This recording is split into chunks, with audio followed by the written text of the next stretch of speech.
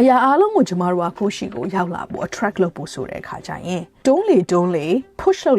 လေရောက်လာမှာမဟုတ်ဘူးဘယ်လိုရောက်လာမှာလဲဆိုတဲ့အခါကျတော့ကိုယ်မှာရှိတဲ့အရာတွေကိုကျေးဇူးတင်တတ်လေကိုယ်မှာရှိတဲ့အရာတွေကိုကယုံကြည်တတ်လေကိုဘာပဲဖြစ်လာ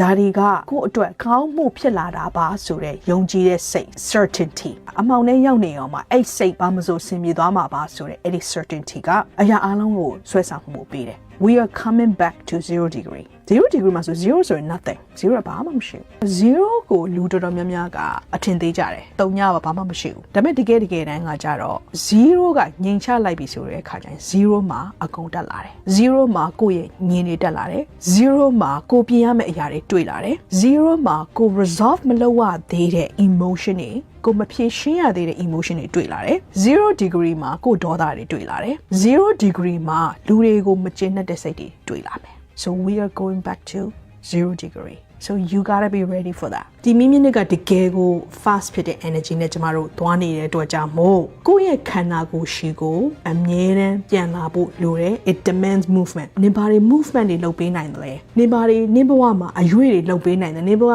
ဝမှာကစားကွက်တွေပြောင်းစရာတွေရှိလဲနင်ဘဝမှာနင်ကိုယ့်အကူဂတိပေးထားပြီးတော့မလုပ်ရသေးတဲ့ဟာတွေဘယ်လိုရှိလဲအဲ့ဒါတွေကိုနင်ခုစလုပ်တော့တော့မြန်နေတော့ fire ကဘာကို highlight လုပ်ချင်လဲဆိုတော့ February 20 ရက်နေ့မှာလာမဲ့ Neptune Saturn လာဆောင်ပြီးတော့ sign က Aries မှာသွားရှိတယ်ပြီးတော့သူသွားကြတဲ့ degree က0 degree ပါ astrology မှာ0 degree ကအရန်ကိုအရေးကြီးတယ်0 degree ကကို chart မှာရှိတယ်ဆိုတဲ့အခါကျရင်အဲ့ဒီနေရာလေးက energy လေးကအသစ်ကလေးလိုဖြစ်တယ် tarot card မှာဆိုတဲ့အခါကျရင်ပထမ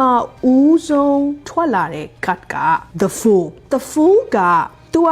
အခုမှအရာအားလုံးကိုစပြီးတော့လှုပ်ချင်တဲ့စိတ် stepping into the unfamiliar ကိုစလုပ်မယ့်အရာတိတ်ပြီးမသေးကြဘူးဒါပေမဲ့လှုပ်မယ်ခြေထောက်တစ်ဖက်ကကျမတို့ရင်းနှီးကျွမ်းမှုဖြစ်တဲ့တနေရာကိုရောက်နေတယ်တစ်ဖက်ကကြတော့သေတော့မသေးကြဘူးယုံကြည်မှုဆိုတဲ့ unknown ကို trust နဲ့အဲ့ဒီခြေလမ်းလေးကိုကျမတို့ကသွားနေတယ် Neptune and Saturn ဒီလိုမျိုး conjunct လာဖြစ်တာကြတော့36နှစ်38နှစ်တခါမှပြန်ဖြစ်တယ်20ရက်နေ့မှာဒီလို conjunct လာဖြစ်တာကဘာလဲဆိုတဲ့ခါကြတော့ is brand new seed မျိုးစိအစ်စ်ကိုကျမတို့ချလိုက်တယ်လို့ပဲ